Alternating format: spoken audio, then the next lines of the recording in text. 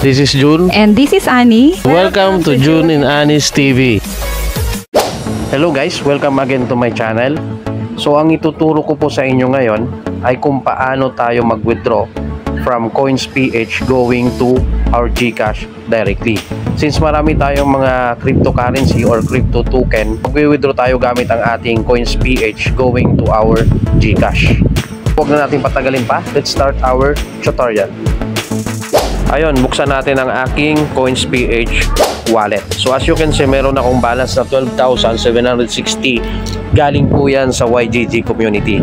Ito po ay YGG token 579.2 na nakuha ko po sa paglalaro ng YGG games. So sa mga nakakaalam po ng YGG token, congratulations po sa inyo. Sa mga hindi po, pwede po kayong mag-comment sa comment section para turuan ko po kayo kung paano po kumita ng YGG token.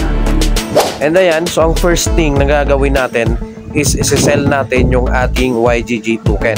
So kahit ano pong crypto token galing sa Coins.ph, kailangan po muna natin siyang i-sell to peso bago natin siya ma-transfer sa ating GCash. So ayan, makikita nyo, click natin yung sell.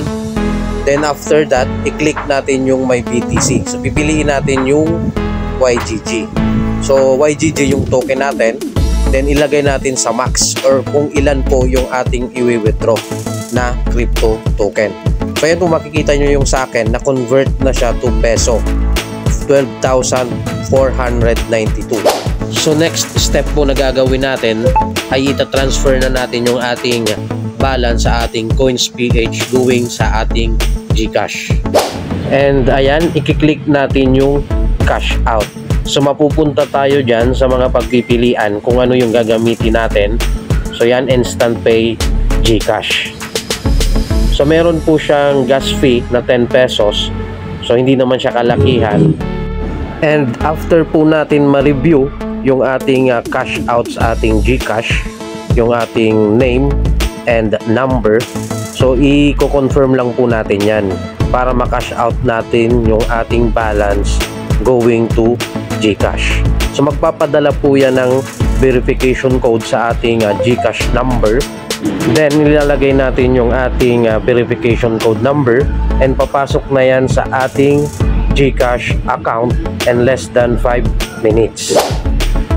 And ayan, pumasok na po ang aking balance from Coins.ph going sa aking GCash. So ganyan lang po kadali mag-transfer ng balance from Coins.ph going sa ating mga GCash account. So that's it. That's the end of my tutorial. Thank you so much for watching. Sa mga hindi pa po nakapag-subscribe sa aking channel, please like and subscribe to my channel. Thank you so much and have a nice day ahead of you everyone. Thank you.